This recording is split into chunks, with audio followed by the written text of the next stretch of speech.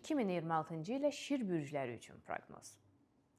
Əziz şirlər, yanvarın 26-sı Neptun, fevralın 14-ü Saturn, hər ikisi sizin 9-cu evinizə keçir. Bu sizə nə gətirəcək? Birincisi, yeni təhsil. Əgər sizin təhsilinizi artırmaq, bəlkə ikinci ali təhsil almaq və ya birinci ali təhsil almaq, kimsə bəlkə kitab yazmaq istəyir, kitab nəşr etmək istəyir, dissertasiya yazmaq istəyir, kimsə bəlkə PhD, məsələn, doktorluq dərəcəsini almaq istəyir. Bax, bütün bunlar üçün çox gözəl bir məqamdır. Saturn sizə kömək eləyəcək. Saturn sizə disiplin verəcək. Siz öz üzərinizdə daha çox işləməyə meylli olacaqsınız. Neptun isə 9-cu evdə daha çox bizim dünya görüşümüzə təsir göstərir.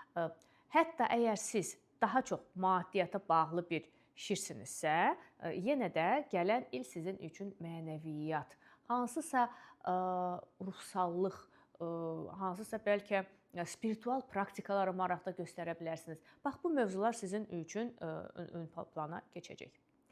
Həm də onu da qeyd edeyim ki, 9-cu ev bizim üçün xarici ilə bütün əlaqələrdir. Yəni, ola bilsin ki, hansısa şirlər xarici şirkətdə işə başlasınlar və ya ümumiyyətlə xarici köçsünlər, xaricdə yaşamağa başlasınlar, xaricdə təhsil almağa getsinlər. Xaricə təhsil üçün gedən şirlərin sayı ümumiyyətlə çox olacaq.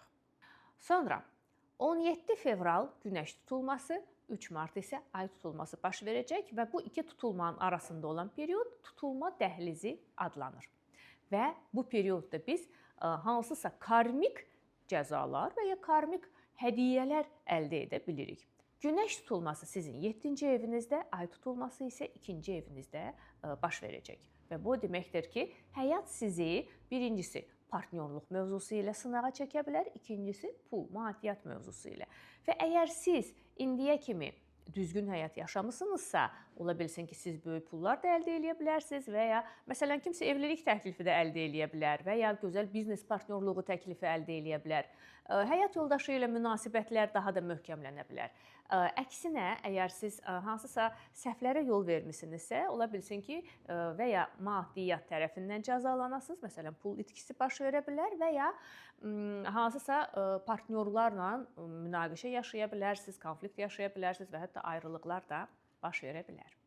Fevral ayının 26-sı ilin birinci retro Merkurisi bizə təşrif buyurur və sizin 8-ci evinizdə baş tutacaq. 8-ci evdə maliyyədir, maddiyyatdır, kreditlərdir, borclardır, məsələn də bizə qazanmadığımız, amma bizim həyatımıza gələn pullardır. Və ola bilsin ki, bu retro Merkuri ərzində kimsə sizə pul borcluydusa, gəlib qaytara bilər. Lakin əksinə, əgər siz kiməsə pul borclusunuzsa, o insanlar gəlib öz borclarını sizdən tələb edə bilərlər. 26 aprel tarixində Uran retro hərəkətdən çıxır, sizin 11-ci evdə düz hərəkətinə davam edəcək və bu da 7 il davam edəcək. 11-ci ev nədir? 11-ci ev bizim birincisi gələcəyə planlarımızdır, bizim dostlarımızdır, bizimlə eyni fikirdə olan digər insanlardır və ümumiyyətlə böyük kütlələr, böyük insan kütlələri. Və bu sizə gözlənilməz bir böyük populyarlıq da gətirə bilər. Şirlər hamısı populyarlıq üçün sino gedirlər.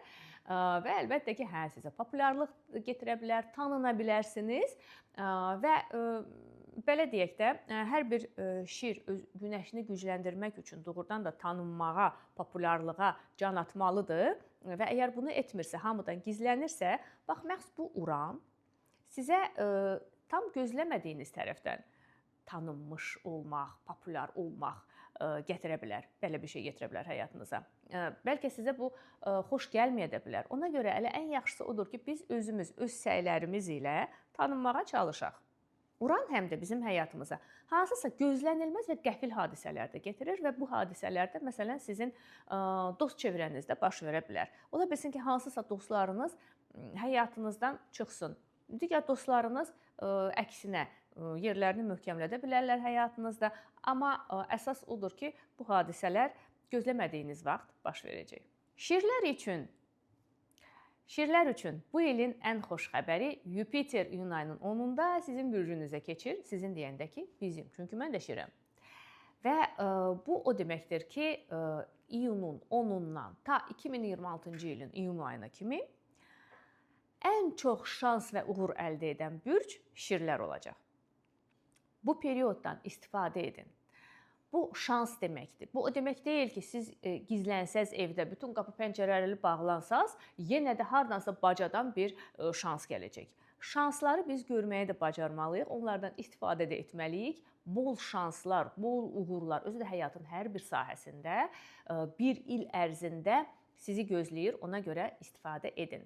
İlin birinci yarısında isə hələ ki Yupiter sizin 12-ci evinizdədir və ola bilsin ki, bir qədər siz daha çox hamıdan uzaqlaşmaq da istəyə bilərsiniz, özünüzə qapanmaq da istəyə bilərsiniz. Kimsə immiqrasiya etmək istəyə bilər, məsələn, vətəni tərk edib başqa ölkəyə də köçə bilər. Bunlar ilin birinci yarısında. İlin ikinci yarısında isə keyf edirik. İyun ayının 29-undan bizim ikinci retro Merkurimiz gəlir və sizin 12-ci evinizdə olacaq. Retro Merkuri 12-ci evə düşərkən ola bilsin ki, biz biraz yenə də hamıdan uzaqlaşmaq istəyək, özümüzə qapanaq, öz həyatımızı yenidən dərk etmək istəyək və doğrudan da retro Merkuri zamanı bu çox faydalı olur və bir də hansısa keçmişdə yarımçıq işləriniz qalıbsa, bax bu periodda onları çox rahat sonlandıra bilərsiniz. İyulun 27-si çox önəmli gündür, çünki karmik düyünlər bürclərini dəyişir və məhz sizin bürcünüzə gəlir. Dolça şir bürclərinə keçir. Bu nə deməkdir? Bu deməkdir ki, məsələn, bütün 2025-ci il və 2026-cı ilin birinci yarısı ərzində karmik düyünlər sizin 2-8 evlərinizə toxunurdu. Bu da o deməkdir ki, sizin həyatınızda maliyyə məsələləri hansı bir karmik məna alırdı. Lakin iyulun 27-si sizin 1-ci və 7-ci evlərinizə toxunacaq.